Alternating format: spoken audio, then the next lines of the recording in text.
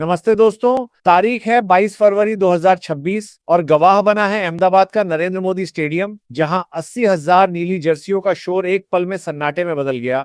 Defending champion Bharat, जिसने अपने पिछले 5 के 5 मुकाबले जीते थे और ग्रुप ए का बेताज बादशाह था, आज उनके सामने थी अपराजेय साउथ अफ्रीका। प्रोटियाज के मन में 2024 फाइनल की हार का वो गहरा दर्द था और इरादे फौलादी। साउथ अफ्रीका ने टॉस जीतकर पहले बल्लेबाजी चुनी और बोर्ड पर 187 रनों का विशाल स्कोर टांग दिया। जवाब में टीम इंडिया के धुरंधर पूरी तरह बेबस नजर आए और महज 111 रनों पर ढेर हो गए। साउथ अफ्रीका ने यह मुकाबला 76 रनों के भारी अंतर से जीतकर ग्रुप ए के पॉइंट्स टेबल पर कब्जा जमा लिया है। साउथ अफ्रीका की इस आंधी के पीछे 3 बड़े नाम रहे। किलर डेविड मिलर, जिन्होंने 35 गेंदों पर 63 रनों की आतिशी पारी खेली। ट्रिस्टन स्टब्स, जिन्होंने अंत में 24 गेंदों पर नाबाद 44 रन कूटे। और युवा डेवाल्ड ब्रेविस के वो कीमती 45 रन। जब गेंदबाजी की बारी आई तो कॉर्बिन बॉश ने 3 विकेट चटकाकर भारत की कमर तोड़ दी और मार्को जानसन ने 2 झटके दिए। लेकिन मैच का सबसे बड़ा टर्निंग पॉइंट रहा केशव महाराज का वो ओवर, जिसमें उन्होंने एक ही ओवर में 3 विकेट लेकर भारत की उम्मीदों को तहस नहस कर दिया। भारत की ओर से केवल जसप्रीत बुमराह ही संघर्ष करते दिखे, जिन्होंने 15 रन देकर 3 विकेट लिए, लेकिन बाकी किसी गेंदबाज या बल्लेबाज के पास अफ्रीका के इस पलटवार का कोई जवाब नहीं था। अहमदाबाद में आज शुरुआत तो ऐसी हुई जैसे टीम इंडिया साउथ अफ्रीका को घुटनों पर ले आएगी। जसप्रीत बुमराह ने पहले ही ओवर में क्विंटन डी कॉक को एक जादुई आउटस्विंगर पर चलता किया। 5 रन पर पहला झटका। इसके बाद अर्शदीप ने मार्करम को कवर्स पर कैच कराया और बुमराह ने रिकल्टन को भी पवेलियन भेजकर स्कोर 20 पर 3 विकेट कर दिया। पावर प्ले के अंदर साउथ अफ्रीका पूरी तरह सरेंडर करती दिख रही थी और बुमराह मार्च 15 के अपने जादुई स्पेल के साथ एक बार फिर जीनियस साबित हो रहे थे। लेकिन असली कहानी यहां से शुरू हुई जब किलर डेविड मिलर और युवा डेवाल्ड ब्रेविस मैदान पर आए। 20 रनों पर 3 विकेट खोने के बाद इन दोनों ने जो काउंटर अटैक किया, उसने भारतीय खेमे में खलबली मचा दी। ब्रेविस ने अपने ट्रेडमार्क इनोवेटिव शॉट से 29 गेंदों पर 45 रन कूटे, जबकि मिलर ने महज 26 गेंदों में अपनी 50 पूरी की। दोनों के बीच चौथे विकेट के लिए 97 रनों की विशाल साझेदारी हुई। वरुण चक्रवर्ती, जो टूर्नामेंट में 9 विकेट लेकर सबसे घातक दिख रहे थे, आज उन्हें मिलर और ब्रेविस ने निशाने पर लिया। वरुण ने 47 रन लुटाए और केवल 1 विकेट ले सके। 16 ओवरों में साउथ अफ्रीका 152 पे तक पहुंच चुका था। डेथ ओवरों में मिलर 63 रन बनाकर वरुण का शिकार बने, जहां तिलक वर्मा ने एक शानदार कैच लपका। लेकिन इसके बाद ट्रिस्टन स्टब्स का तूफान आना बाकी था। स्टब्स ने हार्दिक पांड्या के एक ही ओवर में लगातार 2 छक्के जड़कर टीम इंडिया को बैकफुट पर धकेल दिया। हालांकि अर्शदीप ने अंत में जॉनसन को आउट किया, लेकिन स्टब्स की 24 गेंदों पर 44 रनों की नाबाद पारी ने साउथ अफ्रीका को 187 पे 7 के विशाल स्कोर तक पहुंचा दिया।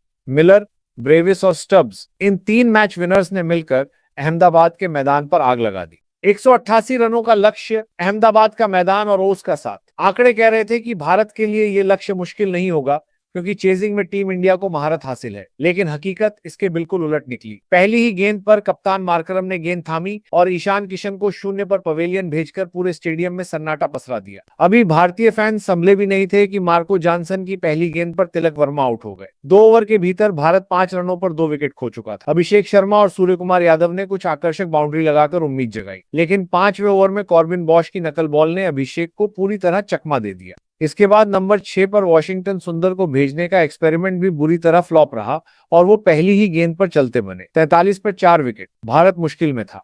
10वें ओवर में सूर्य कुमार यादव भी 18 रन बनाकर बॉश का शिकार बने, जब गेंद नीचे रही और सीधा फील्डर के हाथ में चली गई।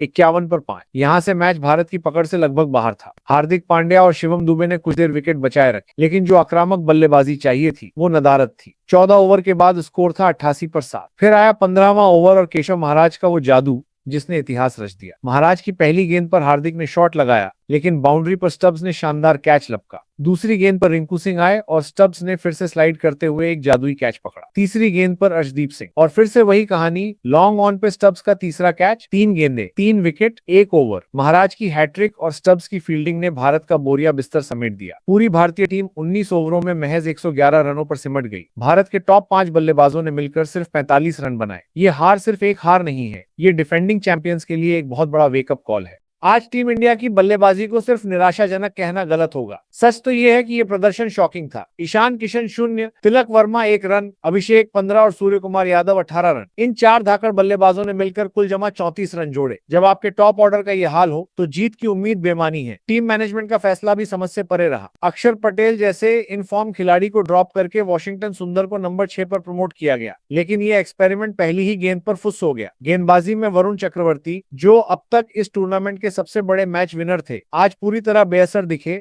और 47 रन लुटा दिए। अकेले जसप्रीत बुमराह कब तक और कितनी बार भारत को बचाएंगे? 187 रनों का विशाल स्कोर एक अकेला इंसान डिफेंड नहीं कर सकता। अब बात करते हैं साउथ अफ्रीका के असली हीरोज की। किलर डेविड मिलर ने आज साबित किया कि उन्हें क्यों खतरनाक माना जाता है। जब टीम 20 रन पर 3 विकेट खोकर कराह रही थी, तब उन्होंने 35 गेंदों में 63 रन ठोककर पासा पलट दिया। 22 साल के डेवाल्ड ब्रेविस ने भी महफिल लूटी। 29 गेंदों में 45 रनों की उनकी पारी में आईपीएल वाला वही बेखौफ अंदाज दिखा। लेकिन मैच के सबसे बड़े सितारे रहे ट्रिस्टन स्टब्स और केशव महाराज। स्टब्स ने पहले बल्ले से 44 रन कूटे और फिर फील्डिंग में वो 3 नामुमकिन कैच पकड़े जिन्होंने मैच का रुख बदल दिया। और केशव महाराज, उनका वो 15वां ओवर इतिहास के पन्नों में दर्ज हो गया। 3 गेंदें, 3 विकेट और भारत का घमंड अहमदाबाद की मिट्टी में मिल गया। कॉर्बिन बॉश के 3 विकेटों ने रही सही कसर पूरी कर दी। अफ्रीका के 187 रनों के जवाब में भारत का 111 पर सिमटना सिर्फ एक हार नहीं बल्कि आत्मसमर्पण जैसा था। 76 रनों की इस बड़ी हार ने भारत को ग्रुप 1 के पॉइंट्स टेबल में सबसे नीचे धकेल दिया है, जबकि साउथ अफ्रीका 2 पॉइंट्स के साथ शान से टॉप पर है। अब गणित बिल्कुल शीशे की तरह साफ है। भारत को अपने बाकी बचे दोनों मुकाबले हर हाल में जीतने होंगे। अगर वेस्टइंडीज या जिम्बाब्वे में से किसी ने भी भारत को झटका दिया तो डिफेंडिंग चैंपियन का सफर ग्रुप स्टेज में ही खत्म हो जाएगा। आज की हार ने टीम मैनेजमेंट की रणनीति पर बड़े सवाल खड़े कर दिए हैं। अक्षर पटेल जैसे मैच विनर को बाहर क्यों बिठाया गया? नंबर 6 पर सुंदर का एक्सपेरिमेंट क्यों? और क्या टॉप ऑर्डर का लेफ्ट हैंडर हैवी होना टीम के लिए कमजोरी बनता जा रहा है?